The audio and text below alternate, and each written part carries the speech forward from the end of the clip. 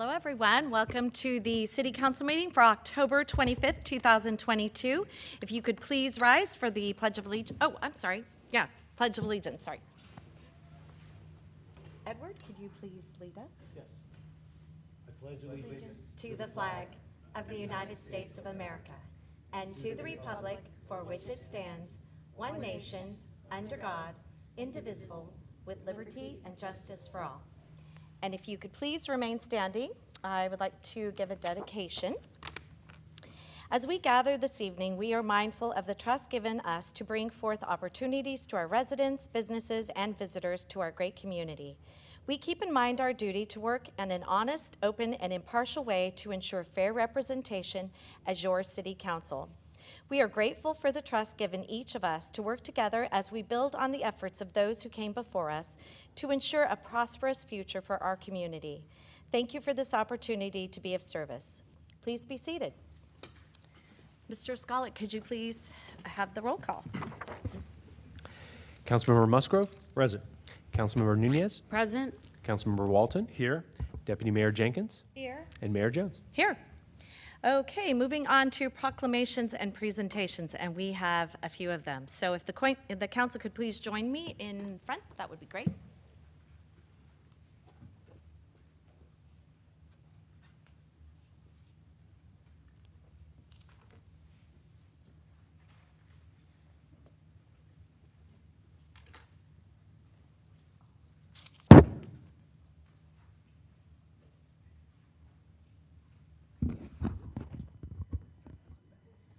Okay, so this evening we have the Boys and Girls Club with us for the Youth of the Year.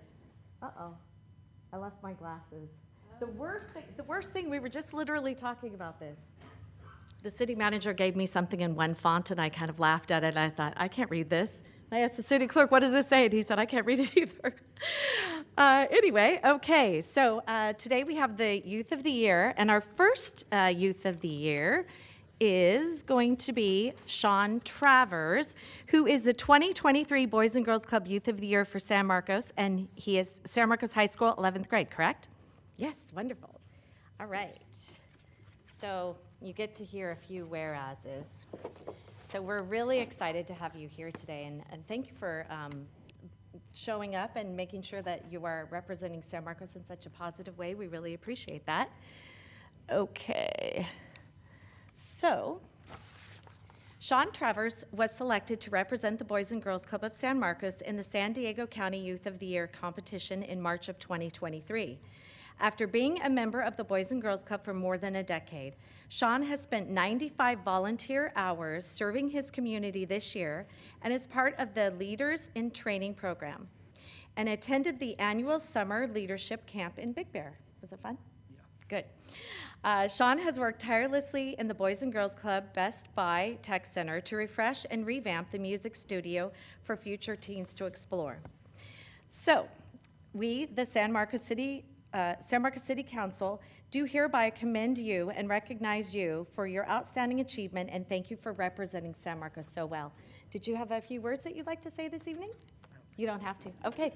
All right. Here you go. And then you're welcome. And then if you could just go ahead and shake everyone's hand, and then we're going to take a picture when I get you all up here.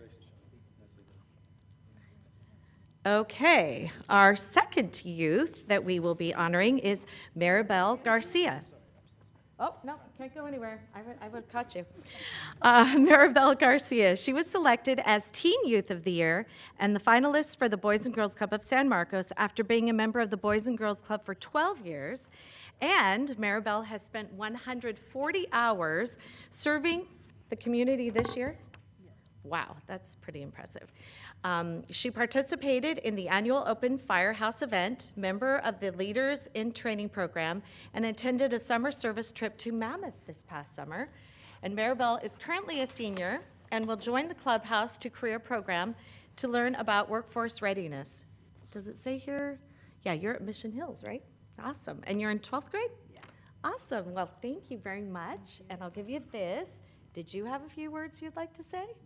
You don't have to? Okay. All right, if you could shake everyone else's hands, that'd be great. And don't go anywhere.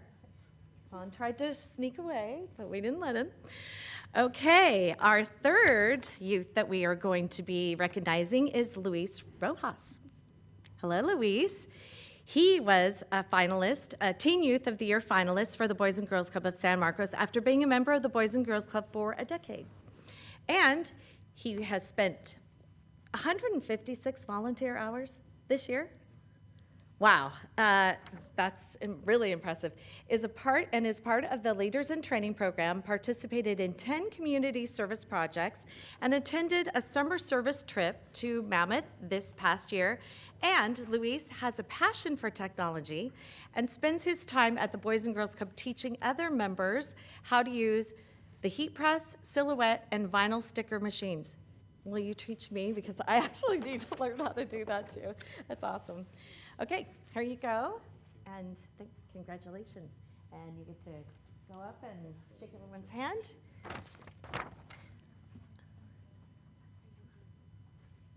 And then we're going to scooch over this way so we have a nice backdrop.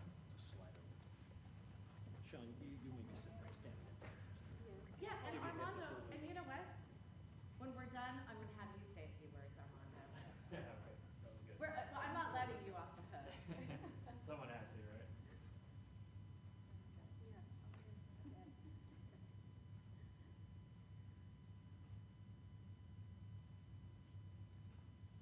Oh, I see you walking away, Armando. Come back. Why don't you tell us a little bit about these exceptional young people? Because I have to tell you, I'm impressed by the service hours, but who does all the coordinating and all of that? Is that you? That is me, yeah. That is you? Okay, go Yeah. ahead. So yeah, these three are just a hand select few of our leaders in training group at the Boys and Girls Club. So currently we have about 20 members under this leadership group, and it's ingrained in them to do some volunteer hours in the community and to do some work experience at the club to gain those necessary skills for when they graduate high school and get ready for the next step, college, trade school, military. So they have a passion for giving back in the community. They've all grown up here, and they love helping the city, love helping the different events that we get to be part of, and then they're definitely the role models for our elementary and middle schoolers coming up. They want to be them. They want to be in their shoes. So we're trying to pave that way, that path for success at the Boys and Girls Club. So yeah. Awesome, thank you so much. Of course, thank you. All right, one more picture with everyone.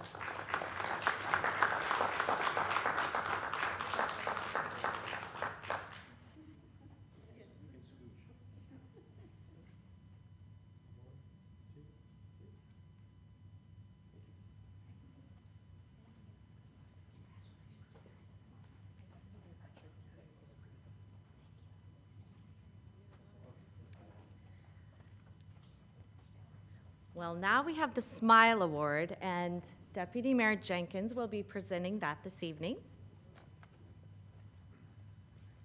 Do you guys want to come down? So talk about dedication to the community. So my Smile Award is going to, and you may not know their names, but you will know their house. It's going to Bill and Elaine Gilfillan, and they decorate their house on Nob Hill every Christmas except for 2020 when COVID hit. They've already started. They have been doing this. I want to make sure I give you some of the facts. It takes over 2 months to prepare for this display. They estimate over 10,000 children and adults attend annually. Each year, the display grows. It's now over 150,000 lights, 100 figures, 20 rope lights, 80 snowmen, and over 100 candy canes. And each year, if you go on a regular basis, like some of us, you'll see that there's new items on to the display. In 2009, they added solar to it to be more efficient. And the lights are on every night from 5 to 9, unless it's raining. And most years, hopefully this year, Santa will be stopping by December 14th through the 23rd from 6 to 8 o'clock. And so I've visited with them a couple times here, this year already. And so one of the things that Bill says when you ask about why he does this is we decorate as a gift to the community. We see this as a way of giving back and enjoying seeing the happy faces of kids and adult alike. And I would say that Bill and Elaine are a gift to our community, and we are really very fortunate to have them do this. I see them multiple times every year, and they've been doing this for over 35 years. So I have a award for you. It says, with the Smile Award, San Marcos Inspiration, Leadership, and Excellence Award for service to the community. The Gilfillan family is being honored for their extraordinary community spirit and for welcoming thousands to their home for the Nob Hill Christmas House spectacular holiday display that brings joy and excitement to the community. So we really appreciate both of you doing this every year. Would you like to say anything, Bill? I would, yeah. Okay, you're on. I'd like to thank Sharon for nominating us for this award. And I have to tell you that the reward that I get is when I see the smiles on people's faces when they come and see our house. It's really rewarding. Thank you. Wait a minute. And then if you could stand up here with us and get a photo. What's your step? There's a sample picture up there.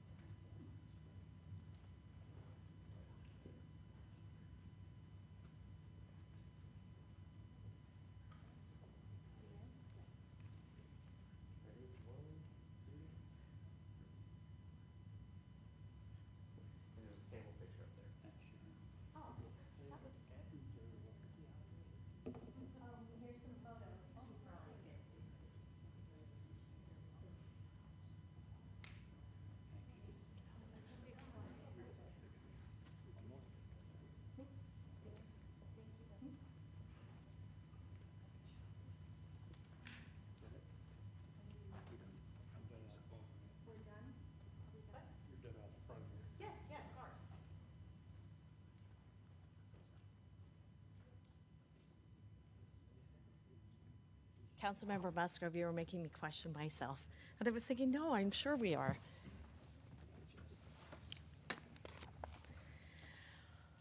Well, we just had some changes this evening, but not that.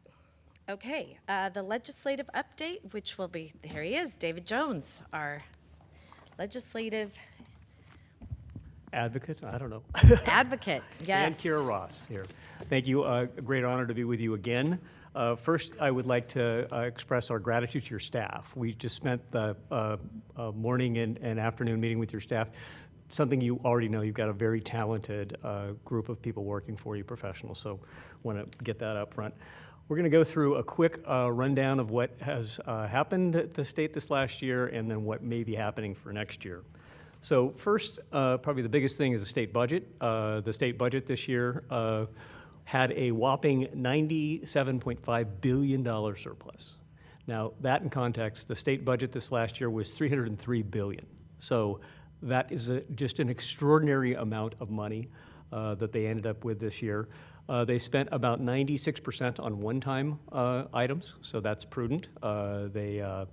A lot of it was constitutionally driven, so $9.5 billion had to go for rebates, tax rebates to taxpayers, so that is going out either this month or next month.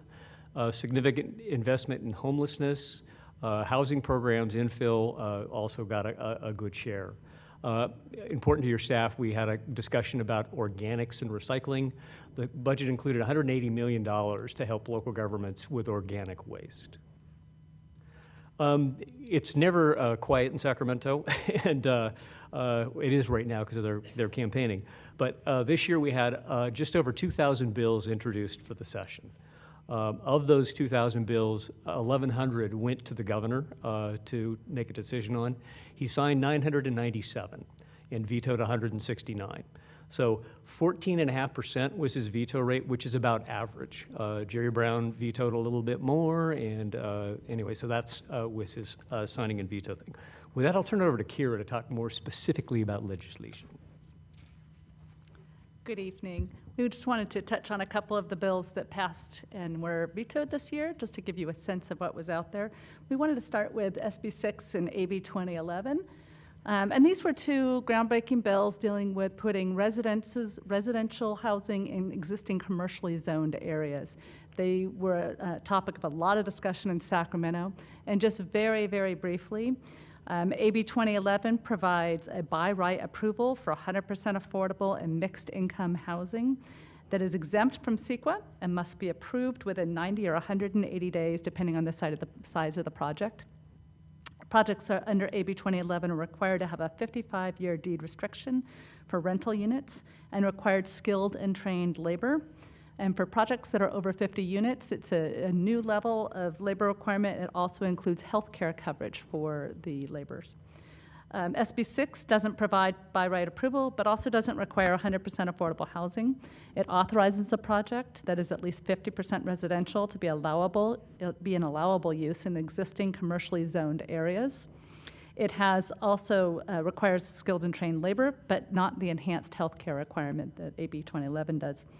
Of note is that under the new law, developers can combine benefits of a law from a couple of years ago known as SB 35 that does allow some streamlining, and SB 6 on a new project. So if you've got a project that complies with your general plan and meets a number of different requirements, they can then use the upzone or the zoning changes in SB 6 to help streamline that project.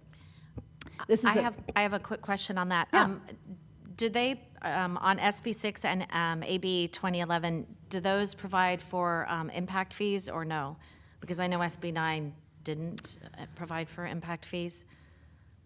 There's not language specific to impact fees. What the language is really looking at is the zoning and the requirements. I'd have to go back and look and see if there's anything specific to impact fees, but I don't believe there is. Okay. So if you have an inclusionary If you have an inclusionary zoning, then you're fine. Yeah, not impacted. Okay. All right. Yes, go ahead. Do you have a definition of what determines an underutilized commercially zoned area? Is there a specific vacancy rate that's identified? It's defined in the bill, so I'd have to go back and pull the language for you. Okay, thank you. Yeah. So with that, these are two different approaches. There is a provision in both bills that is identical that would allow to opt out on specific parcels, that when a project comes in the application phase, the city can opt out of particular parcels. The city then has to provide an additional piece of land that could be used that would essentially be an equal exchange. So there is that provision. It's two different, essentially what this is two different approaches to trying to do residential and commercial. They couldn't come to an agreement to go one direction or another, so they said, let's approve both. And that's where we ended up.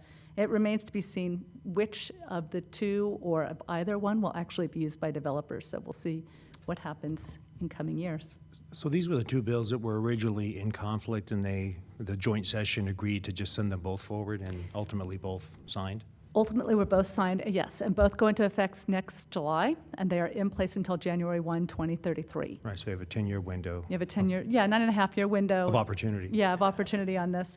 Yeah, originally they were quite different, and then they eventually sort of merged to be closer. There was a big fight in the summer within the labor community over what the labor requirements should be within these two bills, and ultimately what they came up with was the skilled and trained, and then skilled and trained plus healthcare. Without specifically identifying a PLA requirement? Yes, without Okay, that. thank you. Okay, so on the other couple bills that we just wanted to highlight, there was a bill about parking, which was a big bill this year, AB 2097, which prohibits cities from imposing or enforcing parking minimums within a half mile of a major transit stop. That bill, interestingly, had a signing message by the governor where he wants HCD, or the Housing Community Development Department, to take a look at any unintended consequences from this bill. So we'll be paying close attention to that. There's also SB 897, which is a bill dealing with accessory dwelling units, or ADUs. And the big piece of that one is that it does change the height limit. So ADUs can be constructed with a height of either 18 feet within a half-mile of major transit stop, or the lower of 25 feet, or the local agency's applicable height limit. And then finally, AB 2234 by Mr. Rivas requires public agencies to allow online permits to be issued for post-entitlement-based permits. And as talking to your staff today, I believe you're already there. You already have the online, so that should not be too much. Another one that we looked at this year, which is started out much differently and ended up with a pretty mild bill, requires cities and counties to develop and implement bicycle, pedestrian, and traffic calming plans no later than 2025, and that's SB 932. And then SB 1100 came out of some issues in San Jose where it clarifies the procedures for an individual willfully interrupting a public meeting. And then, of course, care courts, which were of much discussion this year throughout the year. SB 1338 did get signed and is in place. And San Diego is one of the earlier counties, and so the care courts in San Diego County will need to be up and running by October of 2023, so just about a year from now. Also wanted to mention two bills that were big bills that cities were watching this year. Both were vetoed. The first one is AB 1685, which would have required cities to forgive at least $1,500 in parking fines annually to people that are certified as being homeless. And then AB 1951, which should have expanded the existing manufacturing sales and use tax for 5 years. And the estimate was that the cost of that bill to local agencies across the state would have been $500 million a year in loss of revenue. And interestingly, on both of these, the governor did cite loss of revenue and impacts to local government, which we thought was very important.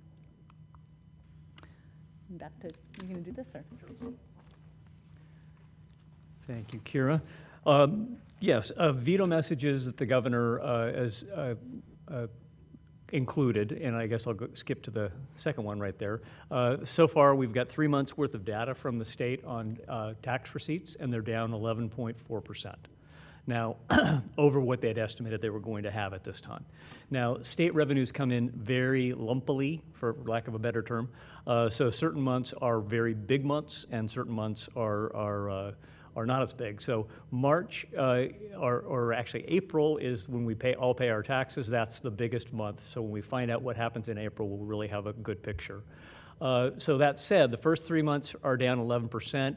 Last Tuesday, the state collected $905 million in one day, the single largest amount that the state has collected in revenue ever. So now this is one of those tax filing, quarterly filing months, so that's what probably accounts for that. So 3 months does not make a year, so we don't know exactly how the revenues will be, but we're pretty sure they're not going to be $97 billion over what we guesstimated. In light of this, the governor started putting into his veto messages on the bills, including the ones Kira mentioned on sales tax for manufacturing and fines for parking infractions. He mentioned the downturn and that anything that wasn't in the state budget, especially any ongoing expenses, he thought that should be vetoed. So that I think is a good sign for prudence. And another side note here is that since Jerry Brown, we've had a very good fiscally responsible trend. So the state budget, as I mentioned, was $303 billion this last year. The state reserves have now been built up to about $37 billion.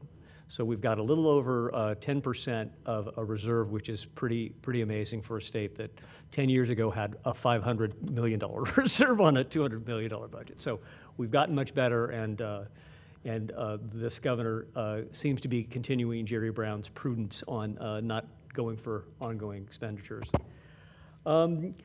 One thing we've also seen as a trend is referenda. So when a piece of legislation passes and somebody doesn't like it, they can go out and gather signatures, and if they get enough signatures, that will appear on the next ballot. So this November 8th, we'll have the first of those referenda, and that's the flavored tobacco products that bans flavored tobacco products that was signed into law. The industry got enough signatures, and so the voters on November 8th have to decide whether flavored tobacco products will be banned in the state of California. So that's the first. We have another one that was passed this year that was signed into law dealing with fast food workers, attempting to unionize fast food workers. And there's another bill that they're out looking for a referenda on oil and gas, an oil and gas bill that makes it more difficult for them to site oil and gas facilities.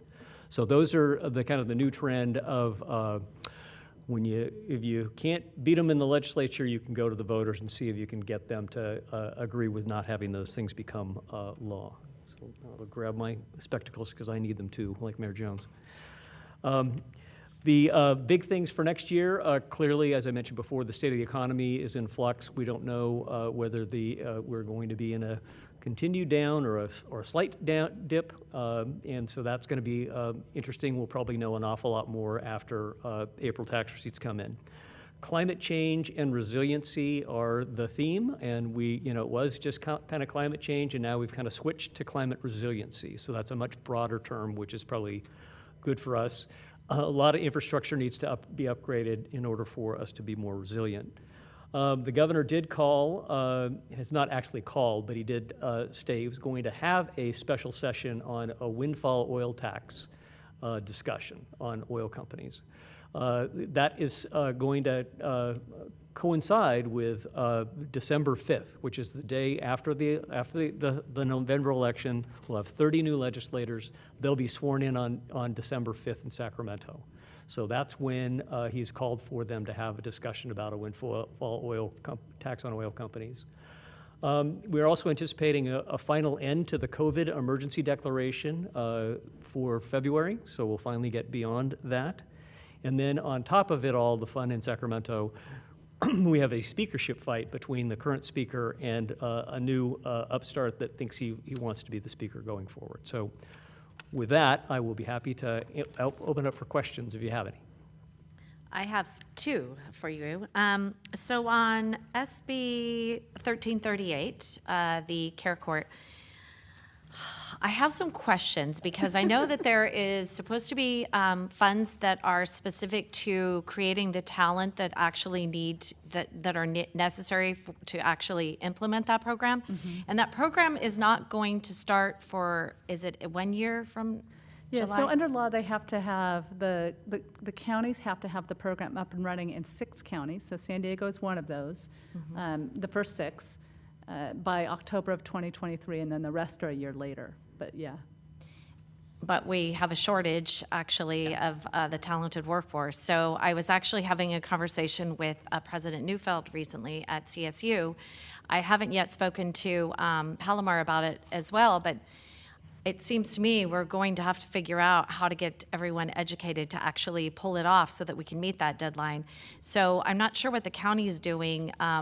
How do I find out about that as far as where those dollars are? I know that President Neufeld, her staff was going to be meeting with Governor Newsom's staff, and so I said, well, make sure we talk about this because I think we could fill a need, much like we did, during COVID, where CSU takes the lead on things, and we can actually create programs. During COVID, they created programs, and also I think during, this rolling out the Care Court, I think we could actually help in that too, getting the workforce ready here for the region, because that just doesn't give us enough time, and I don't even know where we're at and all of that. So hopefully those discussions are happening, but anything that you could give to our staff to help us on that would be helpful. So, and I do plan on talking to Star over at Palomar College as well. Then my other question is, Can I interrupt? Can you also clarify for me with respect to the issue when you say that the county is expected to be up and running? How does that relate to with the expectation within the court system? So the Care Court system is going to be operated by the counties and the courts, and it is up to the partnership of the two to figure out, to get it all up and running. We certainly can get, it sounds like it would be helpful for us to get more information from CSAC, who is the county, statewide county association, who have been really at the table and the ones that have been getting through the details, which I'm happy to do. I don't know where San Diego County specifically is, but certainly happy to get more information about where things are and what's actually happening. One thing to note is that to the extent a city thinks that they may be asked to provide services, that we can petition the court early on in the process during an individual care program, individual when they're putting together their care plan, we can petition the court to be a part of that process so that if we are going to have to provide any services, we're at the table and in the discussion very early on.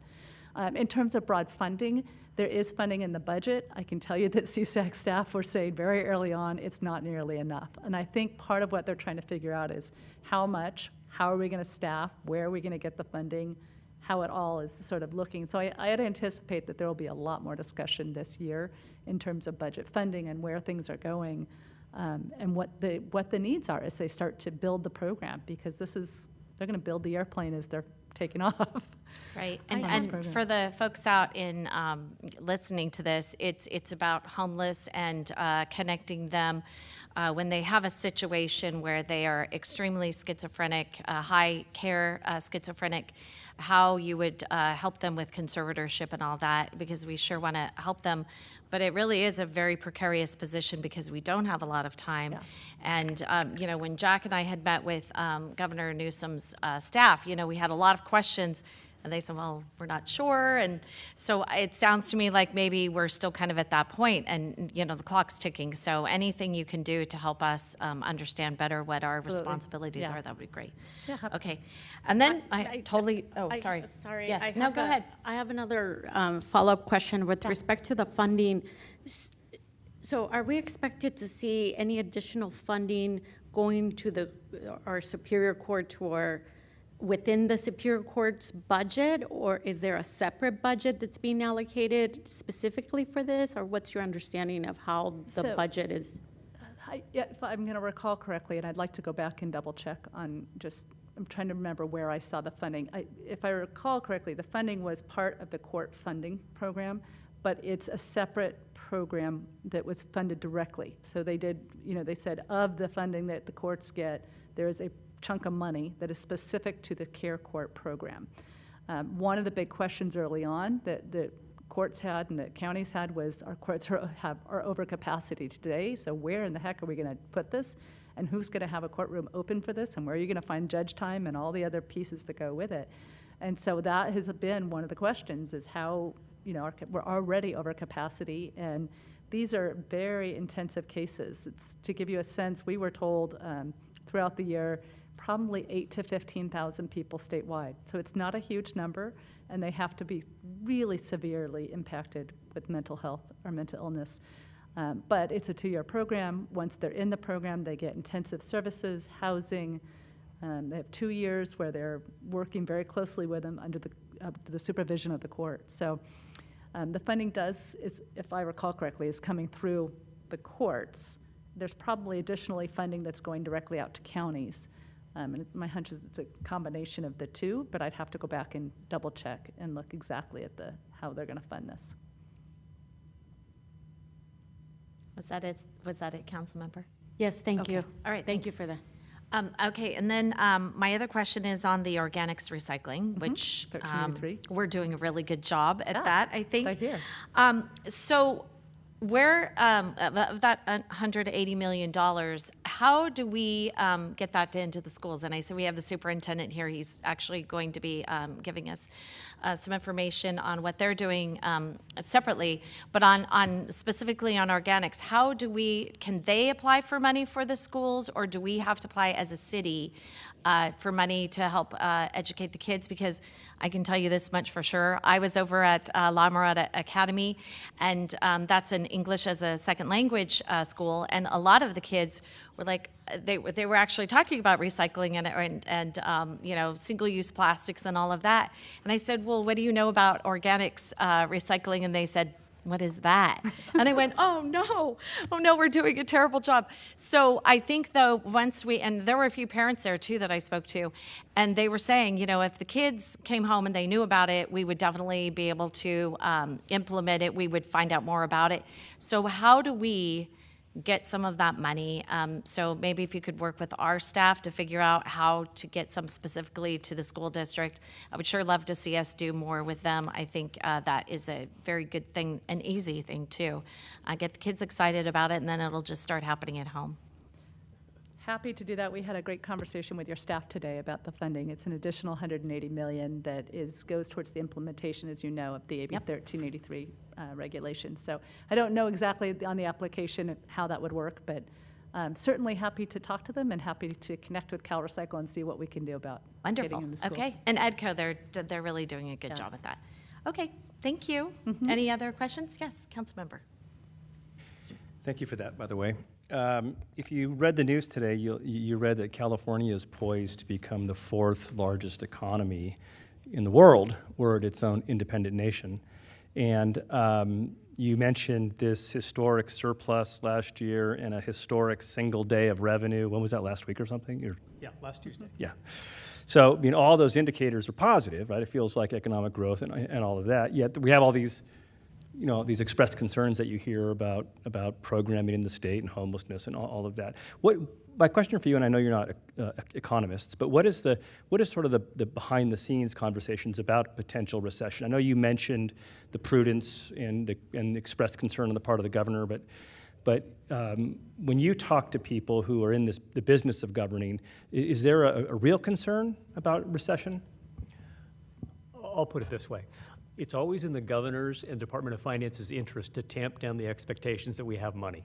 So legislators love to spend money, and so his job right now is to say, we're going into recession, let's be prudent, and if it turns out better, he looks much better. So I think there's a momentum, and there's a kind of a predispose to damp down expectations. Okay. What I've been hearing from others, Department of Finance and some LAO and others, is that we're cautiously optimistic that it's not going to be as bad as people have thought. So I think that there is some optimism that it's not going to be 2008 again. We're going to have we're going to go not going to go as deep, and we're going to come out quicker, and I hope that they're right. Okay, great, thanks. Okay, Deputy Mayor. I have a couple questions here. The funds for the organics waste, does that have to flow through the city, or, our EDCO disposal company is already doing it? So are they able to apply for it, some of that money, or do we have to apply for it through the city? I'd have to look at the actual application for it. I know in the past, cities, it may depend on how your franchise is set up and what Okay. your contracts actually say. So I'd have to go back and look at that. Happy to work with staff, but I think that they have done it already, done it once before, so they seemed pretty They're- versed in it. Yeah, they're way ahead. On SB 932, requiring the cities and counties to do certain things. So they're requiring us to do that. Are they going to give us any money? Oh, that's funny. There's a no setup money attached to question. that particular Okay. new law. But what they did, from cities pushing back on that throughout the year, we were able to pull out the most onerous provisions, and the timeline has been significantly lengthened. So one of the things we were talking about today is that you're looking at some active transportation work right now, and so there may be an opportunity to build it just into what you're already doing and not be something where you've got to do a whole new type of project. Okay. And then, speaking about that, and some of that involves bicycling and traffic and all that, what about, I didn't hear anything about money for transportation, transit, that sort of thing. What's out there? So early on in the year, they did one of the early action items, they did about $500 million in active transportation, and that funded a number of different active transportation projects. There certainly is a lot of federal funding coming down through the state for transportation, and there was a big chunk of money for transportation just generally for state projects. I haven't seen a lot of specific funding towards cities, but. No, transit operating is a very difficult dollar to catch, and there was some federal relief at the beginning of COVID to make sure that transit agencies continue to have operating assistance, considering their ridership was down 70–80%. That was in the first tranche of COVID, and that was mainly from the federal government, some from the state, but not as much from the state. And at this point, we have lobbyists next door that are transit lobbyists for the California Transit Association, and they're not looking very happy because it's a very difficult dollar to get ongoing operating expenses, and those sources are pretty minimal. Okay. And then when you were talking about some of the new housing bills and all that, one of the things that's been extremely difficult is for the developers that are building the true affordable homes to get the tax credits.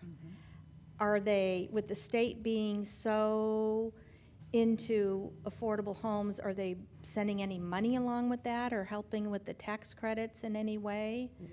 Well, tax credits used to be about $90 million a year, and they upped it to 500. So Okay. tax credits in the last couple of cycles have gone up a significant amount. That said, they're horrifically oversubscribed. Right. Because there's nobody can do, and the lament of the loss of redevelopment with that very flexible amount of revenue that you could use on projects. That was $1.2 billion a year that used to go to affordable housing statewide. With that disappearance in 2012, you can draw a line to where the housing crisis and the lack of affordable housing specifically started to decline. So we know what happened. They took away $1.2 billion a year of the most flexible money, and your city is a shining example of the very wise use of tax increment financing and redevelopment. So there's a causal relationship there, and it hasn't been replaced. And the only thing that's happened is one-time money coming from the state, which is not what we need. We need an ongoing revenue stream. So we continue to struggle with filling that gap, and so far, the attempts to resurrect a redevelopment-like program have been less than successful. Okay. And then my last question, I vaguely remember from a previous life that a portion of the surplus was supposed to go to education. Is that still happen? And is there a certain percentage? And if they're going to give some of that portion to the school districts, are they going to take it away from someplace else? Yes, you are correct that there is a Prop 98 as crafted by and approved by the voters required a certain amount of money that comes in surplus has to go to Prop 98. So about of the 97 billion, I don't have the exact number, but I'm guessing 40 plus billion went to schools. They crafted it in such a way that it was one time. So it's not an ongoing building up of the base of Prop 98. So they did get some additional money this last go around, but and it was constitutionally required. So That will continue. no, I mean it was one-time money, and it was one right. time. But I'm saying if there's another surplus, The portion of that. will- right, the Constitution was amended by the voters in Prop 98, and if you get to a certain point, a certain portion of that revenue, or if you raise taxes, a certain portion of those taxes must go to schools. Right. So if the state's general fund expands, schools are guaranteed a certain percentage. And then if they get those extra funds, I thought don't they take away some other funds? They don't necessarily have to, but they have been in the past. They've looked at ways, they've done certain things in the past with categorical programs and other ways of doing very clever, creative things in Sacramento on budgeting. So those things have occurred in the past, but I'm not unaware of anything in this last go-around that they gave them money and took money away from them to make up for it. Okay, thanks. I think that's all I have. Okay, any other questions? Okay, thank you very much. Really appreciate it. Thank you. Okay, moving on to, we do not have the presentation by the Clean Energy Alliance. They called in sick this evening, but we do have San Marcos Unified School District Portrait of a Graduate presentation by Superintendent Dr. Andy. Thank you. Well, good evening, and I want to express my thanks and greetings. I bring you greetings from the Governing Board of the San Marcos Unified School District. My name is Andy Johnson. I am the superintendent of the most amazing school district in San Diego County and beyond. And I want to thank you for the opportunity to come and share a little bit about what we're up to in the schools. But before I start, I also want to express my appreciation again to the council for the very generous grant that you gave to us for the wellness units that are now we're in the process of getting those up and running and deployed out to students in meeting their mental health needs. So thank you very much for that. I have a clicker. There we go. So I just wanted to share very briefly with the council some conversations that we're having in the school district. It's a very unique time for us as educators, and we're asking ourselves some very deep questions. You see one here. What's the point of education when I have all the answers in my pocket? If traditionally education has been about getting answers to specific questions, this is a valid concern that people have. But we're asking ourselves some of the deeper questions that we often don't ask about public education, and that is, why do we even have public schools in the first place? And that question has been asked and answered many times over the course of our 250 plus years in this country. And the three answers that consistently rise to the surface are these. Number one, we have public schools to prepare our students for the workforce. We want to make sure we're supporting a strong economy in our country. Secondly, we want to make sure we're providing educated citizens to support our democracy. Ever since the founding of our country, it's been recognized that if this experiment in self-government is going to work, we need an educated population that can engage with each other productively and respectfully in our democracy. And then third, more broadly, so that students will live a fulfilled life as they're going through school and they're discovering their own passions and interests and developing those passions for use in the community. So in our school district, we have a mission statement. I won't read it to you, but at the very end, we make a commitment to our students that when they leave us, they will be challenged, inspired, and poised to excel. So we've been having very deep conversations about what poised to excel actually looks like in 2022, because things have changed dramatically for us in society and in our schools. So if you take those three main purposes of public education and just look at the first one for a moment, just to look at how things have changed. This is a photo I find compelling. This is a Ford Motor Company on opening day in 1914. It was a 250,000 square foot facility employing 25,000 employees. And if you fast forward just about 100 years later, when Apple opened their cloud storage center, you can see the facility was twice as big, 67 people working there. So that's just one example of how things have shifted. And I wanted to share with you a brief video, let's see if it plays, that we found very compelling for conversations in our district. Whoop, it didn't play. Great, thank you.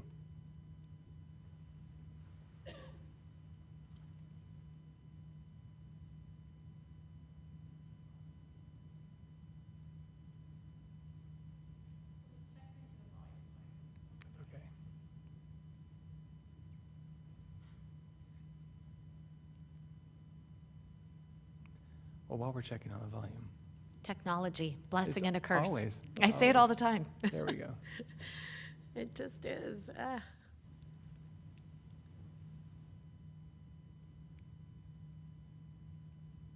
Well, you can just imagine. There you go. There you go. There we go.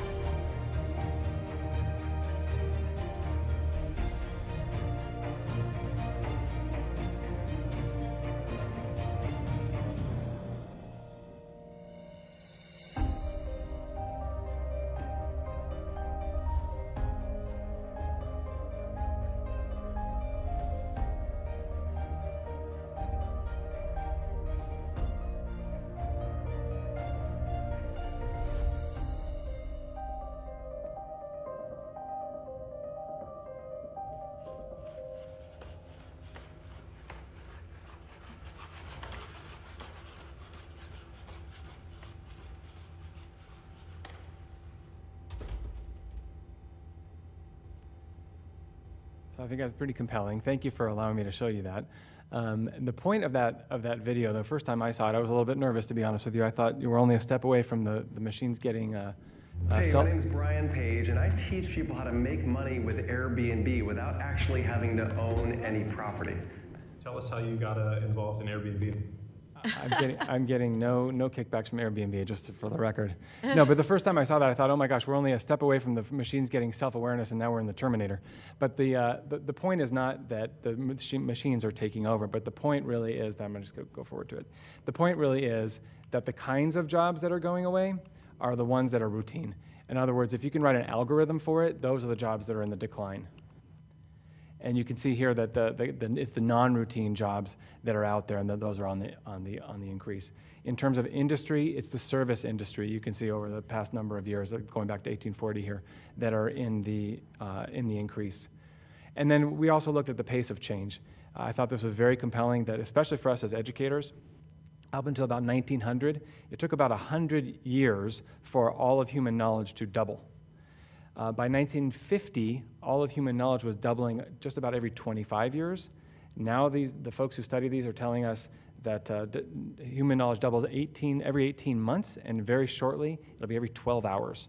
So for us as educators, how do you get in front of that? How do you teach all the students the things that they're going to need to know when information is changing this fast? It's really impossible. So we came together as a community, and we asked ourselves this question: which of these two students is going to be poised to be contributing members in this global economy? Student A probably looks like the experience a lot of us had. Math, science, English, social studies, that was our world. Or student B, who has that content mastery, but also has the 21st century skills that they'll need to be successful. We asked our students, our graduating seniors last year, what advice would you give school leaders to enrich the high school experience, especially in terms of academic training and career readiness? You gotta be careful when you ask seniors in high school their opinion, because they're gonna tell you. So just a couple of quick examples. Explain and explore the other options besides going to college right away. Another one said, give us real life experiences that relate to students to help us with career choices. And a third said, I would dare say to focus not only on the academics, but the confidence and preparations for the real world. Yes, you're preparing us for the real world of academics, but are we truly ready for the majority of what the world will throw at us? In other words, the children are aware of this, our students are aware of this, they're changing right before our eyes. So last year we brought together a cross-section of our community. The city council was involved in this work.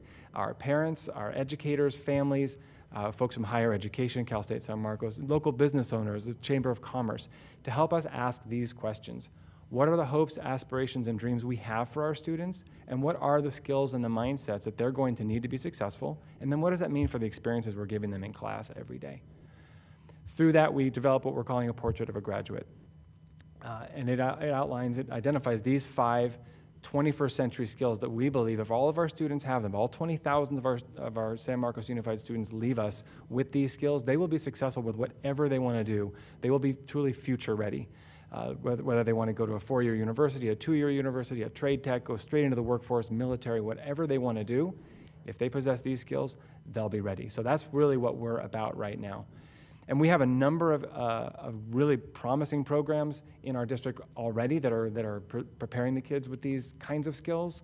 You can see some of the samples that we have here, partnerships that we have, Vet Tech Assistant Program, residential, commercial, and construction. I don't know if you ever had these kinds of programs when you were in high school. When I was in high school, I had a wood shop that I liked, and I had an auto shop where we learned about carburetors, but I didn't have anything like the kinds of opportunities that we're giving to our kids now. I want to also highlight the San Marcos Promise. I know we have 2 council members who are on that board as well. Very important work that we're doing to get our kids ready for college and career. And then finally, I'll just close by saying we're really looking at any way we can get kids experiences out there, whether that's something very formal like an internship or an externship, or it's something even shorter like an hour-long visit to a local industry. We're calling them just in general experience-ships. Anything we can do to get the kids out there and get them a little view of what is possible for them. And that's how we're really working to get all of our kids future ready. So again, I want to thank the council for your partnership. It's amazing work, it's exciting work, and we're very thankful for your partnership, and we're looking forward to doing great things for our kids. So thank you for the time. Thank you very much, Dr. Johnson. Any questions? All right, thank you so much. We look forward to working with you soon. Thanks. Okay. All right, moving on to the consent calendar. I'm going to pull items 5, oh, where is my list? Aye. 5, 8, and 10. Yeah, 5, 8, and 10. Councilmember Nunez is going to be recusing herself from those. Do I have a motion for the balance? Move to approve the balance. Okay, second. Second. We have a motion and a second. All in favor? Aye. Aye. Any noes? Okay. Items 5, 8, and 10. I'll make a motion to approve. Do I have a second? Oh, Aye. sorry. If we have the recusal on the record, that would be great. Oh, I'm sorry. That would be And now. Councilmember Nunez recuses herself. I'll Well, state it again. let her do that Okay. on the record. That'd be great. Can you clarify, Helen, I believe that the recusal wasn't necessary. I could abstain from the vote, but that's not the case?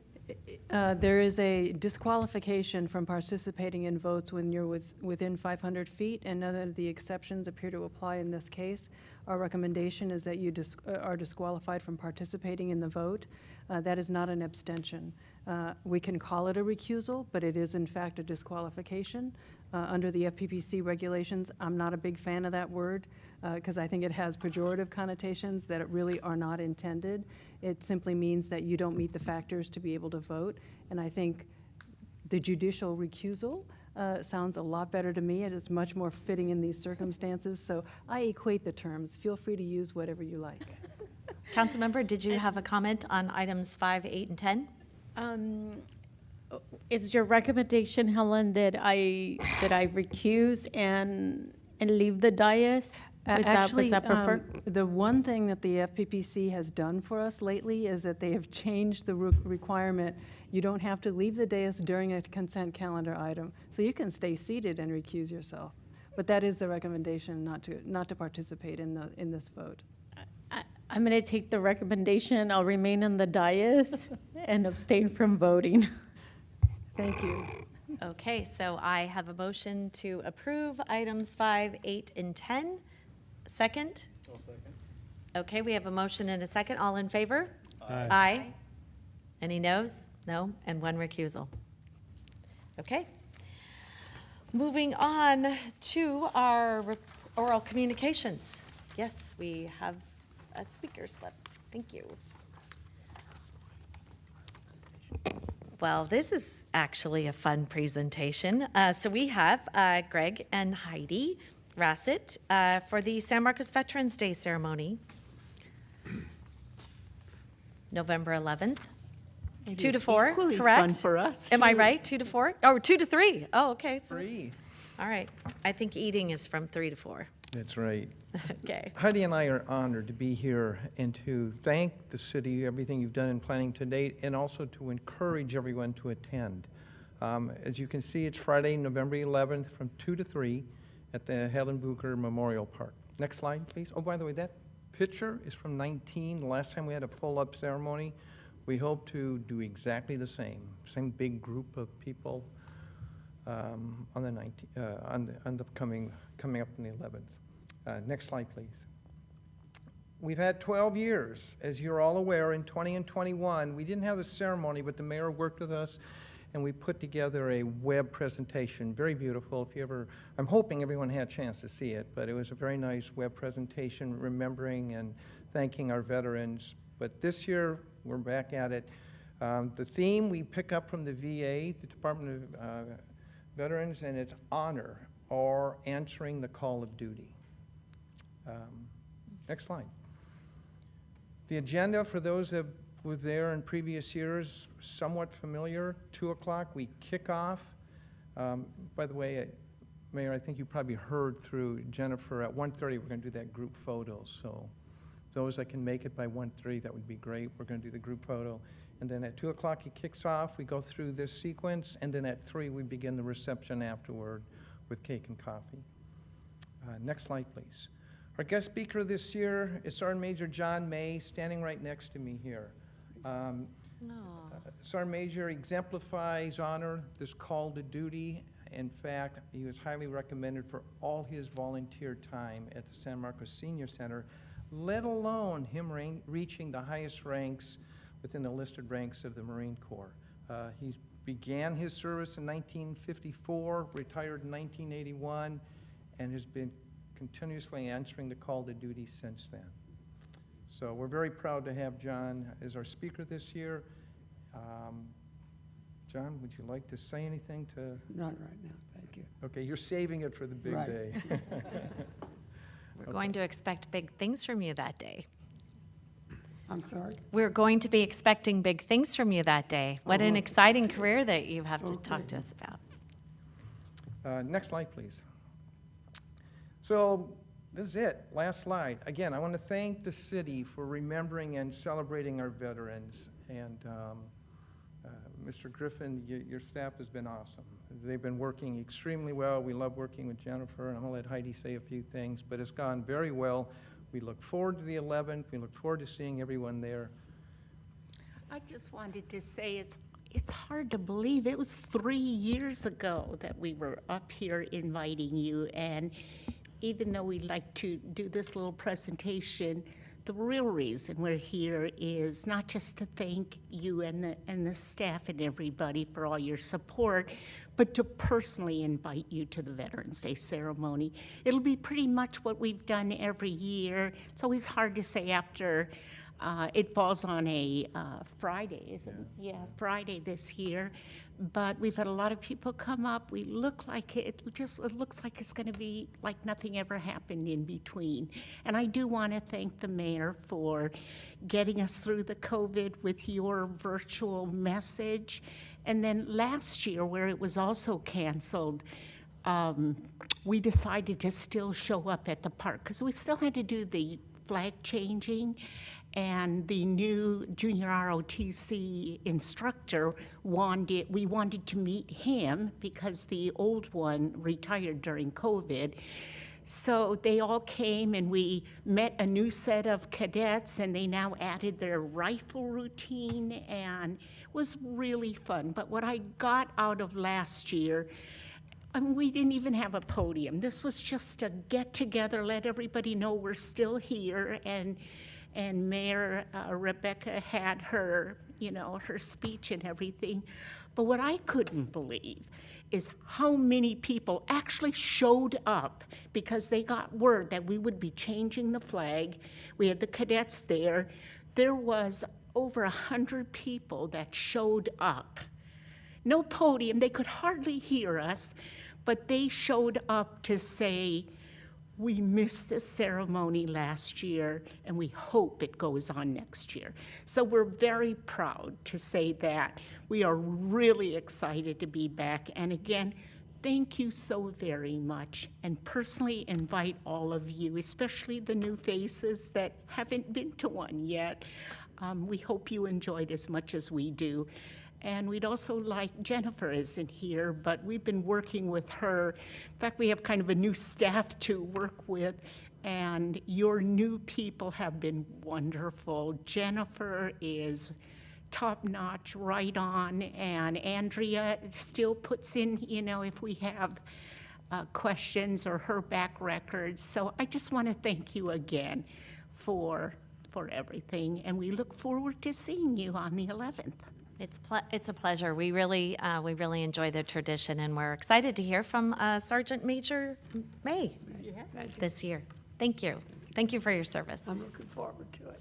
Wonderful. Thank you. Thank you. Okay. Moving on to reports. Sandag. So the last Sandag meeting was actually a very exciting time. We talked about the Otay Mesa East Port of Entry and the financing strategy, the update, and we approved the toll revenue sharing agreement. That will be $6.8 billion of toll revenue over 40 years for both countries, and that was a monumentous occasion again, and it was 100% unanimous. So very exciting for our region to get that approved. Lots of people speaking at that. It was really from both south of the border and then here. So it was really exciting to hear from all of our elected officials and all of, and some people that it'll impact too. So anyway, that was pretty much all we talked about. Moving on to League of California Cities, Councilmember Nunez.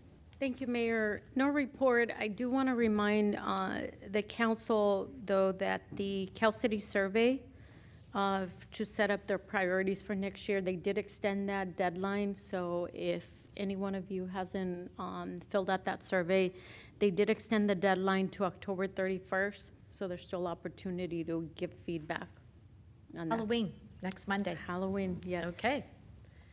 All right. North County Transit District, Deputy Mayor Jenkins. Yes, we had a meeting on October 20th.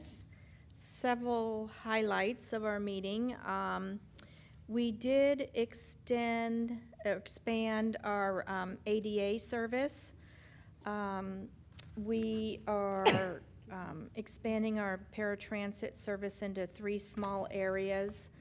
And it's going to cost about $93,000, but we felt it was money well spent.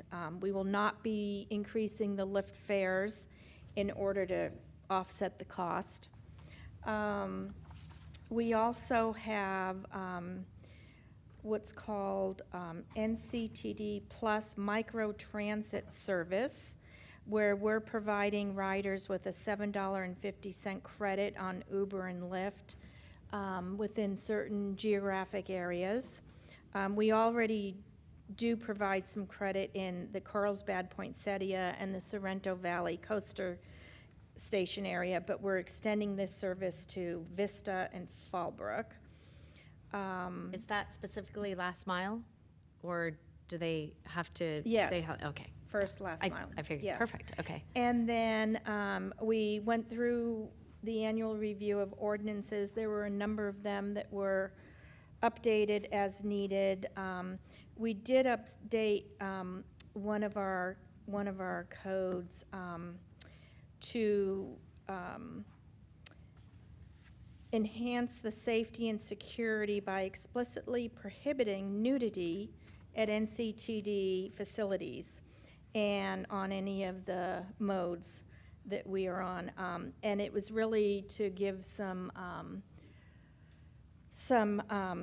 needed support to the sheriff's department so they can address some issues that are going on in the bathrooms and various modes of transportation. We also approved a pilot program that will help these direct people to resources to help improve their quality of life when needed. And then the other thing we talked about was the Lausanne rail realignment, which runs from San Luis Obispo to LA to San Diego. Sanday gave a presentation about this, talking about some capacity enhancing possibilities and some state of good repairs throughout the corridor. Sandag was recently awarded $300 million from the state to conduct the environmental and permitting and design to move the tracks off the bluff. And so we had a presentation from Sandag about that. It's a drop in the bucket as to what money is needed, but it does help with the funds to design and deal with some of the environmental issues. But that's it. That's the only money received. And that's it. Our next meeting is in November. Okay. North County Dispatch, Joint Powers Authority. Yeah, we don't meet for a couple more weeks. Okay. Next item is, whoops, it's on the back here somewhere. Oh, I don't have that page. I don't know where it's at. Clean Energy Alliance. Councilmember Musgrove, you were on vacation, were you not? I was. Okay. Councilmember Walton? I'm sorry? I did not attend. Oh, okay. City Council business visits. You want to start? You want me to start? Sure. Sharon and I visited WCUI College, which is in the midst of a name change to Smith Chasen College, and it is an ultrasound institute. They train people to be ultrasound techs. They opened up on Rancheros Road in that nice building next to Maillard Live. which is a beautiful building, by the way. They felt like they were just opening their doors, right? I mean, the place was brand new seeming. But the institution's over 20 years old, and they came down here from Los Angeles when they started to realize that they had a lot of students commuting from the San Diego area up to LA to become certified. They have 79 students right now in the San Diego campus. Most of those are remote learning students, although they do have some classrooms on site and some study rooms. And it's education that focuses exclusively on ultrasounds and MRIs, and you can see from the photograph there, they've got some very nice ultrasound stations set up in the building for training. For MRI, they have to go off-site because MRI is obviously it's a much more complex, giant machine that you probably couldn't put in a typical office building. So they have relationships with hospitals and whatnot for training there. Sharon? Let's see where. One of the things we asked, they do not offer, so Pima's right across the way from them. They do not offer the same education. It complements what Pima offers. So, and it's another education college in our neighborhood. And it's medical. Let's see. It's a small campus, but it's definitely, they have a lot of room for expansion. They are accredited. Their graduate placement is about 80%, and which is about 10% higher than the industry. They also offer a 21-month associate degree along with their program and a 36-month bachelor degree and a 6-month externship. They do have scholarships and financial aid, as well as the private and federal loans. So, yeah, it was great to see them, and it's just another education opportunity for our community, and right here in our healthcare hub. So, it was great. I actually went to their ribbon cutting the other day. They were fabulous. They actually have a program where people that maybe couldn't afford to go get a sonogram test somewhere else can go there, and it will be reviewed by the right people and everything. But it's $50, so it's very affordable. I thought they were great. The owner was there actually when I was there. It was amazing, and they also have a program where if any of the actual students have financial hardship, they'll even help them out with gas and whatnot. I mean, they really they don't want a financial barrier to be the reason that they don't get educated. And when they were planning on coming here, they said they were trying for like 2 years, but it was during COVID. And so anyway, they were very, very excited to actually open up here. So I just went on that the tour on when they had the ribbon cutting the other day. Okay, anything else? Oh, sorry, San Marcos Creek project. A lot has happened. Do we have a picture update, Mr. Griffin? I don't know if we have a new picture. Nope. Okay. So, thank you, Madam Well, Mayor. I saw them online. Similar report the last few meetings, a lot of utility work, the steel starting to appear on the bridge, the reinforcement steel starting to be placed on the bridge, so that's a nice milestone. We've had a couple of meetings with the mobile home park. One was sort of a wider for the whole park just to give them a status update, and then a second meeting for those residents that their units back onto Discovery Street, because that's where the retaining wall and the sound wall will be going, just so that everybody's sort of up to date and familiar with how it's going to look and what's going to transpire here for the next few months, because there's a ton of activity, obviously, between now and next spring. It's going to happen along Discovery. And then the grading right at Discovery and Via Veracruz is starting to happen. So bringing up that other side of the intersection, sort of the non-San Marcos side of Discovery, all that grading is starting to happen. So it's all going well, and cross fingers, and next spring we'll all be done. I saw a temporary stoplight over there. When are we connecting that? Do we know? Sure.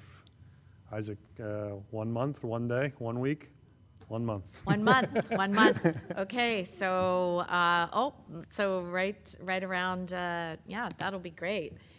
Anyway, I'm always impressed when I go over there. I try not to go too often because I don't want to be part of the problem of traffic, so I try to go in non-high traffic times, but I do like to go and check it out. It's really exciting to see it all really take off. Okay, moving on to council commentary. Anything? Okay, all right, well then with that, this meeting is adjourned.